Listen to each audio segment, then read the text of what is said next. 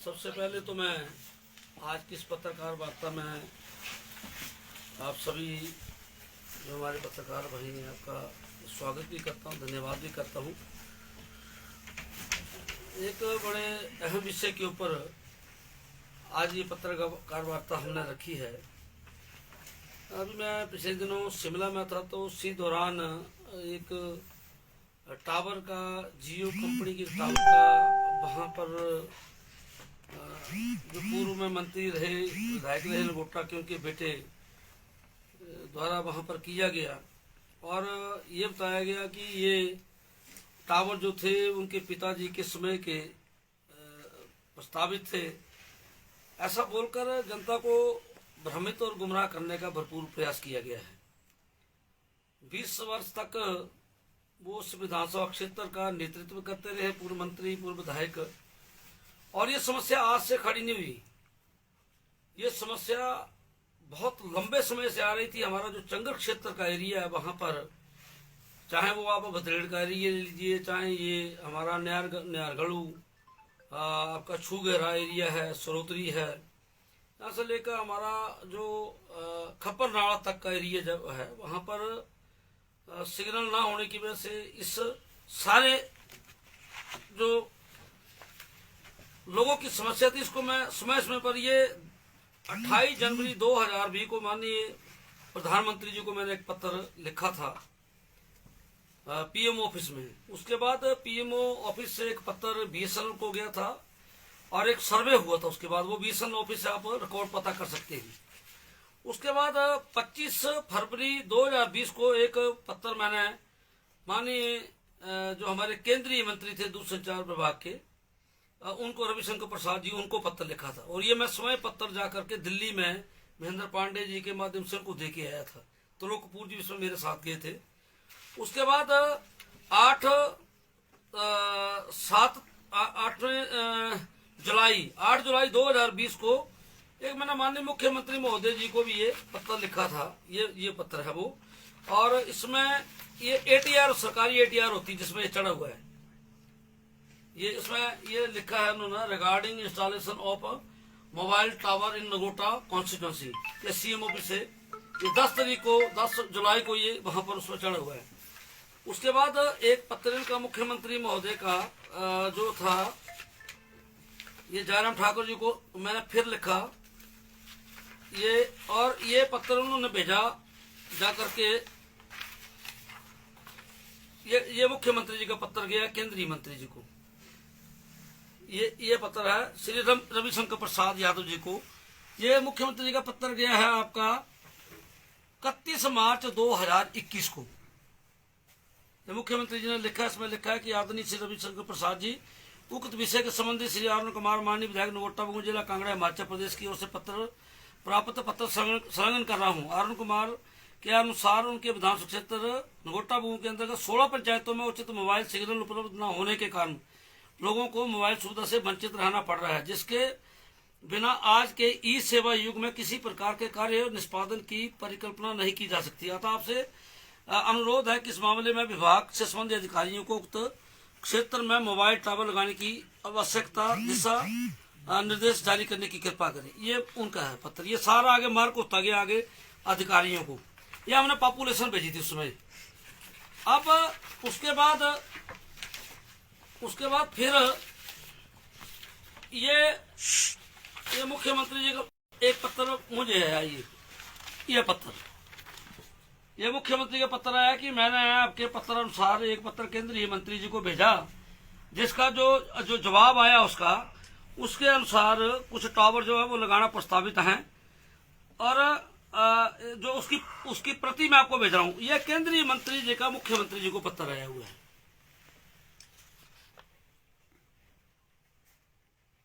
ये जो बता रहे हैं कि ये सभी कागज जो डॉक्यूमेंट्स हैं ये इस चीज का, क्योंकि मैं बिना कागजों के बिना तथ्यों के कभी कोई बात नहीं करता हूँ। बिना तथ्यों के कोई भी हम अगर करें, ये इनका जब कोई काम हो जाता है तो ये कहते हैं कि उनके पिताजी द्वारा ये काम प्रस्तावित था।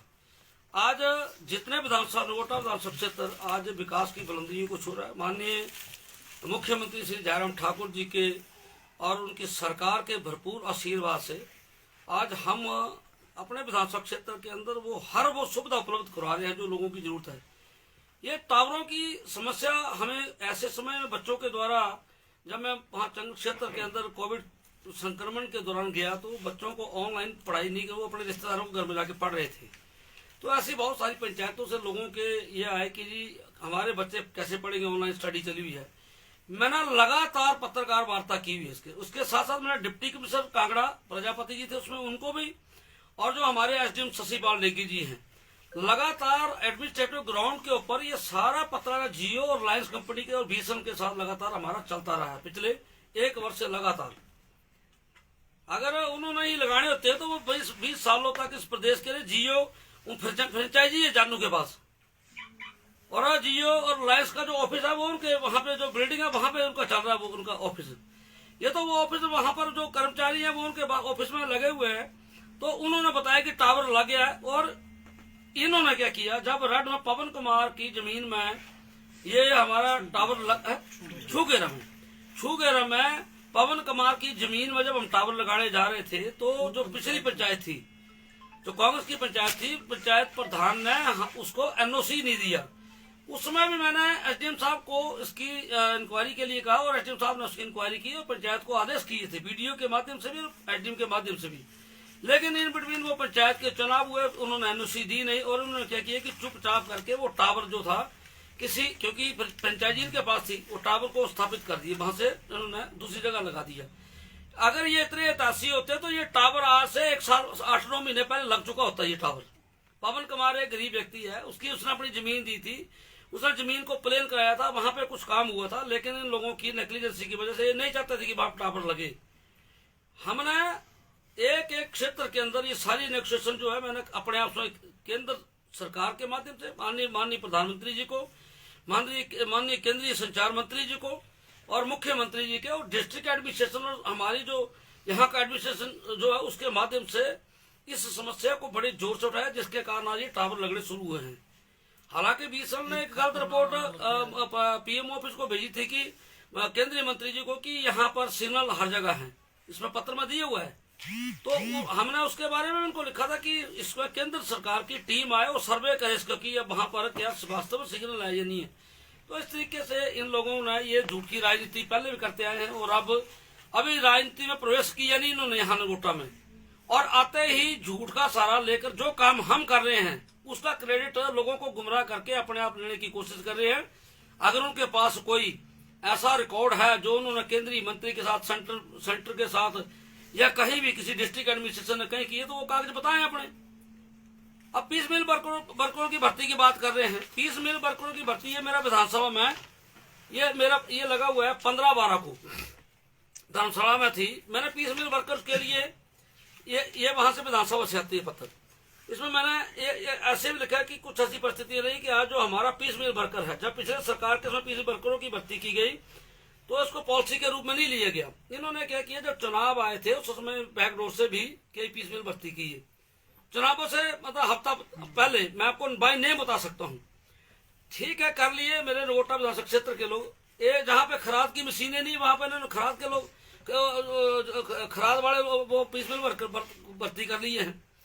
इन्होंने बैकडोर से ही इसके लिए कोई पॉलिसी नहीं बनी है। और इस पीस मिल की वर्कर की लड़ाई के लिए मेरे पास बहुत बार वो पीस मिल वर्कर में से कंस्टिट्यूंसी के लोग मिलने आए, मैंने उनको आश्वस्त किया था। और लगातार मैं जब गोविंद ठाकुर जी थे उस समय से लेकर लगातार पीस मिल वर्करों की पैरवी करता आ रहा हूँ। और माननीय मुख्यमंत्री जी से इस बारे में मेरी लगभग 10 बार वार्ता हुई है। और मैं धन्यवाद करना चाहता हूँ माननीय मुख्यमंत्री जी का और माननीय जो हमारे परिवहन मंत्री हैं श्री विक्रम ठाकुर जी का, कि उन्होंने इस चीज मेरे सुझाव को माना। हालांकि इसमें दिक्कत ये थी कि हम अगर पीस मिल वर्कर को कोई पॉलिसी की तरह लेके आते तो बाकी अन्य बहुत सारे आउटसोर्स के ऊपर बहुत सारे लोग लगे हैं, वो भी बेचारे, इनको तो ठेके पे रखा गया है, ये किसी पॉलिसी के तहत आते ही नहीं है। इनको तो कमीशन दी जाती है कि ये मेंटेनेंस जितनी करते हैं मेंटेनेंस का पैसा दिया जाता है इनको उस हिसाब से, इनकी कोई पॉलिसी नहीं है। अभी पिछले कल ये जो अपना आर.एस. बाली जी बोल रहे थे कि मेरे पिताजी ने पॉलिसी बनाई थी और इनको ऐसे बेनिफिट, पिताजी के बारे में इनको क्या पता कि उन्होंने कैसी पॉलिसी बनाई, ये तो कोई सरकार में थे नहीं। और सरकारी जो दस्तावेज होते हैं वो परिवार में नहीं दिए जाते। ये केवल सिर्फ जो जितनी रिपेयर मेंटेनेंस होती थी उसकी कमीशन इनको दी जाती थी, रिपेयर के पैसे इनको पीस मिल वर्कर को दिए जाते थे।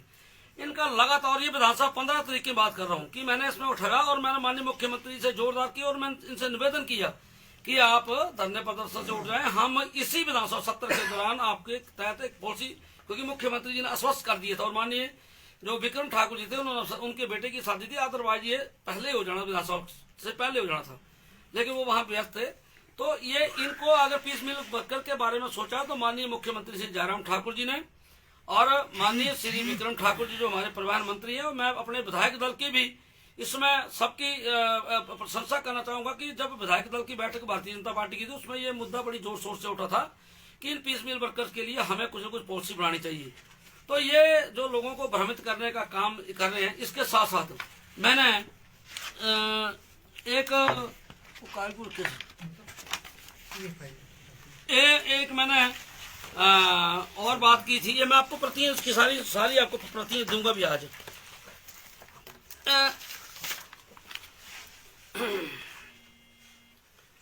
इनके जो पिछली सरकार के समय में कितनी अनियमितताएं हुई है चार्टीसी आज घाटे में क्यों जा रही है। इस बार जो 130 के तहत चर्चा हुई है चार्टीसी की, देखिए जो यूडी डिपार्टमेंट के तहत एक क्लस्टर जो हमारी नीली बसें ली गई थी, एक क्लस्टर जारी हुआ था, उस समय सरकार को 90-10 की रेशो में बसेज मिलनी थी और ये 800 से ऊपर संख्या थी बसेज की। और ऐसी बसें, क्योंकि वो यूडी डिपार्टमेंट के तहत क्लस्टर था जहां पे अर्बन डेवलपमेंट के हमारा जो क्षेत्र आता था उसके तहत ही बसें चलनी थी। इन लोगों ने उस क्लस्टर के तहत जो बसें खरीदी वो सारी की सारी बसें इनके समय खड़ी रही। आपने देखा मीरपुर में खड़ी हैं, मंडी में खड़ी हैं, धर्मशाला में खड़ी हैं, नगरोटा ऊपर जो हमारा जहां पर एफसीआई के गोडाउन थे वो सारी की सारी बसें वहां पर खड़ी थी और ये बसें खड़ी खड़ी जंग खा रही थी, क्योंकि ये लो फ्लोर की बसें हैं और ये बसें यहाँ इस जो हमारा यहाँ की जो हमारी सड़कें हैं, जो हमारा पहाड़ी क्षेत्र है उसके अनुसार ये बसें कामयाब नहीं थी। इनमें बहुत बड़ा घोटाला हुआ है। ये कितना बड़ा घोटाला हुआ है इसके अंदर, उसके तहत एक क्लस्टर के तहत जो बसें आनी थी, जो कि जहां पर हमारा यूडी डिपार्टमेंट था, जो एरिया आते थे उसके तहत उस क्लस्टर के तहत ये बसें चलनी थी, उस समय इन्होंने किया। आपके सामने धर्मशाला बस अड्डे के अंदर जबरन होटल बन रहा था। सुप्रीम कोर्ट को दखलंदाजी देनी पड़ी और मैं एडवोकेट अतुल भारद्वाज जी का धन्यवाद करूंगा जो कि इस केस को सुप्रीम कोर्ट तक लेके गए और आज उसको सुप्रीम कोर्ट के आदेशों से उस धर्मशाला में जो वहां पर ये होटल बना था उसको गिरा दिया गया। और इसमें बड़ी मिली भगती, कौन बना रहा था, किसके साथ, उनके साथ क्या संबंध थे, ये एक ना तो उसमें एनजीटी की परमिशन थी, ना उसमें अन्य फॉरेस्ट की क्लियरेंस थी, कहीं से कोई चीज नहीं थी, कोई एनओसी नहीं मिले थे, क्योंकि प्रस्तावित ही नहीं था वहां उस बस स्टैंड के बीच में होटल बनाना। तो ये बड़ी घोर धंधे चलते रहे। इसके अलावा वहां पर जो बस अड्डा दिया गया है, जो हमारी करोड़ों रुपए की इनकम आती थी बस अड्डे से, वो एक ऐसे व्यक्ति को बस अड्डा दे दिया गया जिससे एचआरटीसी को घाटा पड़ रहा है। एचआरटीसी की पर्ची लगती थी, आज एचआरटीसी को वहां पर 100 रुपए पर्ची कटवानी पड़ती है। एक भी ईंट आज तक नहीं लगी वहां पर, एक भी ईंट आज तक धर्मशाला। चिंतपूर्णी का बस अड्डा 1.25 करोड़ रुपए पर मंथ इसकी इनकम थी, उसको 35-40 लाख रुपए पर मंथ पे 30 साल की लीज के ऊपर दे दिया। ऊना का बस अड्डा, ऐसे बहुत सारी घोटाले जो पिछली सरकार के समय इन लोगों ने किए हैं। मैं तो इस चीज में नहीं बोलना चाहता था, लेकिन जब ये इस तरीके की ये ओछी राजनीति करने पे आए हैं तो मुझे बोलना है, हमने सरकार आर्थिक संकट के दौर से गुजर रही है। क्योंकि मैं प्रदेश की बात नहीं करूंगा, आज पूरा हिंदुस्तान, पूरा दुनिया जो है कोरोना संक्रमण के बाद बड़े आर्थिक संकट से गुजर रही है। हमारी जो प्रदेश की वस्तु स्थिति है, जो हमारा यहाँ पर आर्थिक संरचना जो हमारी है, जो हमारी इनकम जहाँ से जनरेट होती है, वो सारे संसाधन हमारे टूरिज्म हमारा बंद था कोविड के दौरान। हमें हमारे बाकी अन्य एचआरटीसी हमारी बंद थी, जहाँ जहाँ से हमारी इनकम जनरेट होती थी वो सारी की सारी चीजें, जहाँ हमें जीएसटी आता था उसमें मार्केटें बंद थी। ऐसे तरीके से फिर भी सरकार में माननीय मुख्यमंत्री जी की दाद देना चाहूंगा कि ऐसे संकट में भी उन्होंने हर कार्य को बड़े अच्छे तरीके से अंजाम दिया। डेवलपमेंट की जगह डेवलपमेंट होती रही, कहीं विकास को रुकने नहीं दिया। आम लोगों को जो भी मूलभूत सुविधाएं थी उनका पूरा ध्यान रखा गया। गरीब से गरीब वर्ग के लिए हर कार्य किया गया। 5 लाख रुपए का बीमा कवर दिया गया। ऐसी बहुत सारी योजनाएं मुख्यमंत्री इस संकट के दौरान भी लेके आए और मैं माननीय मुख्यमंत्री जी का इसी 15 तारीख को जो मैं आपको प्रतियां दूंगा, 15 तारीख की जो चर्चा थी उसमें मैंने माननीय मुख्यमंत्री से अनुरोध किया था, सरकार से अनुरोध किया था कि जो जितने हमारे स्कूल में बसेज लगी थी, जो कोविड के दौरान हमारी बसेज नहीं चली, जो टेम्पो ट्रैवल नहीं चले, जो हमारी प्राइवेट बसेज नहीं चली, उनके ऊपर एसआरटी और अन्य टैक्सीज जो थे वो उनके ऊपर बड़ी एक विपदा का दौर उसमें उनके ऊपर था। वो सारे क्योंकि लोन लेकर बसेज ली थी इन सभी ने, तो ये जो टैक्स था करोड़ों के हिसाब से, उसको माननीय मुख्यमंत्री जी ने अभी हाल ही में प्रधानमंत्री के दौरे से पहले एक मुश्त सबको उसमें छूट दी गई, इनको छोड़ा गया। और जिसमें प्राइवेट ट्रांसपोर्टरों को बहुत बड़ी राहत महसूस हुई, जितने हमारे स्कूल में बसेज और टेम्पो ट्रैवलर उनको बहुत बड़ी राहत हुई। इसके लिए मैं माननीय मुख्यमंत्री जी का धन्यवाद करना चाहूंगा कि इससे सरकार को करोड़ों रुपए का नुकसान हुआ है, लेकिन जनता को किसी तरह की परेशानी नहीं हो, हम उन चीजों के ऊपर चलते हैं। इसके अलावा मुख्यमंत्री और बहुत बड़े डिसीजन लिए हैं। और जहां तक ये जो अगले चुनाव में प्रत्याशी, बाहर के प्रत्याशी की बात कर रहे हैं, मैं तो इनका मैंने पहले भी कहा कि अपना लोकल प्रत्याशी लाएं, मैं स्वागत करूंगा उसका। ये जितने प्रधान इनके साथ चले उन सबको उनके गांव में मंडल अध्यक्ष की भी जमानत जब्त है। जितने इनके बड़े बड़े जितने प्रधान इनके साथ चले हुए हैं, जो आज कह रहे हैं कि जानू बेटा है नगोटा का, नगोटा के यहाँ पर 1 लाख से ऊपर वोट रहा है, तो नगोटा के बेटे बड़े तैयार हो चुके हैं। अब नगोटा में बाहरी व्यक्ति का कोई लेना देना नहीं है। मैं चाहता हूं कि किसी लोकल व्यक्ति को, बहुत पढ़े लिखे लोग हैं, बहुत समय से लंबे काल से ये चीज चलती आई है कि बाहरी व्यक्ति ही, इसका मतलब कि नगोटा के 1 लाख व्यक्ति में से कोई व्यक्ति ऐसा नहीं है जो इस विधानसभा क्षेत्र का नेतृत्व कर सके। मैंने इन 4 वर्षों के अंदर आम व्यक्ति के लिए, गरीब व्यक्ति के लिए, समाज के हर वर्ग के लिए काम किया है। मैंने आज सड़कों का जाल बिछाया, मैंने जो मूलभूत सुविधाएं, जो हॉस्पिटल पिछले कई वर्षों से आपका नगोटा का था, उसको 100 बेडेड हॉस्पिटल का कराया, यहाँ पर जनरल बैटरी हॉस्पिटल ले गया, गौ सदन का निर्माण कराया, बुढ़ो में नया ब्लॉक दिया, बुढ़ो में हॉस्पिटल को 24/7 किया, जहाँ पर परमार साहब के समय का वो हॉस्पिटल था 1 बेडेड, उसको मैंने 30 बेडेड किया। कॉलेज के लिए, बिल्डिंग के लिए पैसा मुहैया, इन्हें कॉलेज के लिए करोड़ों रुपए लेके आए, 117 करोड़ रुपए में टांडा मेडिकल कॉलेज के लिए लेके आया। अभी जो सिटी की मशीन वहां पर आ गई है, 9 वेंटिलेटर वहां पे लग रहे हैं वहां पर। इसके साथ साथ MRI की मशीन वहां पर आ रही है। इसके साथ जो हमारा सबसे बड़ा जो ये जो फ्रूट कैनिंग यूनिट 22 परमार जी के समय का था, वो उसकी इतनी जर्जर हालत हो गई थी। उसके लिए मैं माननीय मुख्यमंत्री जी को भी उसका विजिट कराया और माननीय मंत्री महोदय को भी विजिट कराया। उसके लिए लगभग 35-40 करोड़ रुपए का हमारा जो सेवा प्रोजेक्ट के तहत इसको हम लेके आ रहे हैं। इसके अलावा जो इनके समय क्या हुआ, देखो इतनी बड़ी सोसाइटी चलती थी हमारी, आज वो सोसाइटी खत्म हो गई। कोल्ड स्टोर हमारा नगोटा बगुआ का एक बहुत पुराना कोल्ड स्टोर, वो खत्म हो गया। एक यहाँ पर ट्रकिंग यूनिट थी जिसमें हजारों परिवार पलते थे। ये जो ट्रकिंग यूनिट थी, यहाँ पर किसी के ढाबे थे, किसी की वर्कशॉप थी, लगभग 150-200 बड़े ट्रक थे, 100 से ऊपर छोटे टेम्पो, 460 गाड़ियां थी। तो अगर एक 2-2 तो हजारों यहाँ पर जो गोडाउन थे, उसमें हमारे यहाँ के आसपास के लोगों को रोजगार मिलता था, काम करते थे वो लोग। आज उसको एक साजिश के तहत कांगड़ा ले गए, सारी की सारी मार्केट हमारी स्टेशन की उजड़ गई। इतनी बड़ी मार्केट होती थी वहां पर। इन लोगों ने नगोटा बगुआ को धीरे धीरे खत्म करने का प्रयास किया है। हम लोग नगोटा को द्वारा उसी स्थिति के ऊपर लेके आ रहे हैं। हम चाह रहे हैं कि ऐसी सारी चीजें द्वारा लेके आए। आज जो अभी मैंने पीछे विजिट कराया, ये जो आपका इन्होंने इतनी बड़ी बिल्डिंग, जो गरीब लोगों को हम 5,000 रुपए में शादी के लिए मुहैया करवा देते थे, सामुदायिक भवन था जो नगोटा बगुआ का, एक साजिश के तहत उसमें अलग अलग दफ्तरों के अधिकारी बैठा दिए, कोई HRTC के बैठा दिए, कोई फायर ब्रिगेड वाले बैठा दिए। मतलब इस तरीके से आज उस बिल्डिंग का इतनी, और उसके बाद वो बिल्डिंग लीज पर दिलवा दी। और आज उस अगर बिल्डिंग की हाथ देगा, अब जाके उसको हम एशियन वर्ल्ड बैंक के अंदर, चाहे उसमें लगे 25 करोड़, चाहे लगे 30 करोड़, चाहे लगे 40 करोड़, उसका हमारा जो प्रावधान था वो मंजूर हो गया है। वो हमारे सरकार को, हमारे सरकार के पास पहुंच गया। हम एशियन डेवलपमेंट बैंक के तहत इसको यहाँ पर इसका जीर्णोद्धार करें, इसको सारे को डिसमेंटल करके नए सिरे से आम आदमी को यहाँ पर सहूलियत प्रदान हो, आम व्यक्ति को यहाँ पर फायदा पहुंचे, उस तरीके से हम काम करने का प्रयास कर रहे हैं।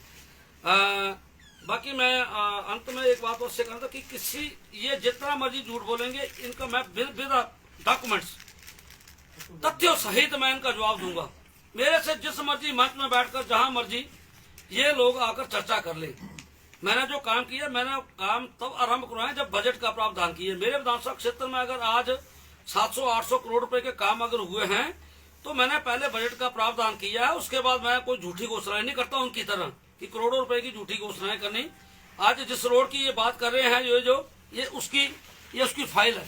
इसकी प्रिंसिपल अप्रूवल मेरे टाइम में हुई है। ये सारे कागज पड़े हैं। इसकी फाइनल अप्रूवल मेरे समय में हुई है। इसकी फाइनल अप्रूवल मेरे समय, इसकी FCA जो है वो मेरे समय में हुई है। ये इसके बजट का प्रावधान मेरे समय में हुआ है। NH की बात कर रहा हूँ मैं, ये जो NH की बात कर रहा हूँ, ये कोर्ट के ऑर्डर जो क्लियरेंस कोर्ट से मिली FCA, ये मतलब एक कागज लेके आए। 2003 से NH करते रहे। मैं माननीय मुख्यमंत्री जी का, पवन राणा जी का बड़ा धन्यवादी हूँ जो मेरे साथ गडकरी जी के पास गए थे। हमने लैंड इक्विजिशन के पैसे उनसे उस टाइम लिए थे और ये सारी क्लियरेंस 771 पेड़ों की कटिंग का पैसा 73 लाख रुपए हमने जमा कराया। इसकी प्रिंसिपल अप्रूवल मैंने करवाई। नोडल ऑफिसर इक्का जी होते थे जिनके साथ दिल्ली हमने अपने SDO एक्शन साहब को भेजा। इसकी देहरादून से अप्रूवल हुई। FC सुप्रीम कोर्ट में जाके हमारे जो एडवोकेट जनरल अशोक शर्मा जी उन्होंने जाके करवाई। मुख्यमंत्री और साथ हमारे इक्का जी जो नोडल अधिकारी थे वो साथ में गए थे। ये किसी बात के लिए भी ये जितने NH का काम मेरे समय में, उसका लैंड एक्विजिशन का पैसा मेरे समय में गया, उसका FCA मेरे समय हुई, प्रिंसिपल अप्रूवल मेरे समय में हुई, फाइनल अप्रूवल मेरे समय हुई। ये जिंदगी में केवल झूठ का सहारा ले रहे। जो काम ये लोगों को ठगते रहे आज तक। हमने जमीन पर उतर काम किया है। आज मेरे चंगल क्षेत्र के अंदर या पड़ंग क्षेत्र के अंदर आप जितनी सड़कें हैं, आप नजर मारो, आज बल्द रोड में चले जाओ, आप कुआड़ी रोड में चले जाओ, आप चाड़ी रोड में चले जाओ, आप इंडस्ट्रियल के अंदर चले जाओ, आप मसर रोड के अंदर चले जाओ, आप ऐसा कोई रोड आपको हमने डबल रोड कर दी सारे के सारे। क्या ये भी इनकी प्रपोजल है? क्या आज यहाँ पर एक्शन का डिवीजन बन रहा है? ये भी इनकी प्रपोजल है? क्या यहाँ पर नीचे नॉन मटियारी वाली जो सड़क बन रही है वो भी इनकी प्रपोजल है? हमने गढ़ माता का एक कागज मेरे पास डॉक्यूमेंट्स लेके आए बजट बुक का कि इनके समय बजट, मैंने अपनी किट्टी डालकर, ये जो इसमें मेरी किट्टी लगी है, मेरा नबार्ड का पैसा जाता है। ये जो NH का रोड है इसमें CRF के रोड, उसके रोड में मेरा पैसा जाता है, मेरा नबार्ड का किट्टी गई हुई इसमें। गढ़ रोड में मेरी गई है। जो हमने सननी वाला रोड बनाया उसमें मेरी किट्टी गई है। पल्लू रोड जो उसमें मेरी किट्टी गई है। पटोला रोड डाला मैंने, मेरी पिछले दिनों कुछ मेरे भाई साहब एक पवन जी डाले थे। आओ कह रहे कि बाली जी ने बड़ा विकास किया, तो उनको पूछना, आप तो बाली जी के साथ रहे, मेरे साथ इंडिपेंडेंट इलेक्शन में रहे वो, तो तब उनको विकास ही दिखाई दिया था। अब आए उनकी अपनी सड़क नहीं बनी है तो वो भी मैंने डाली RNS में, क्योंकि वहां पर डिस्प्यूट है जमीन का। मैंने वहां पर SDM, तहसीलदार, PWD के एक्शन, SDO, SHO सबको साथ भेजा था। JCB साथ भेजी थी। अभी पीछे JCB से मैंने वो पैसा सारा काम करवाया। तो उनका विकास, उनके अपने गांव को अभी तक सड़क नहीं मिली है।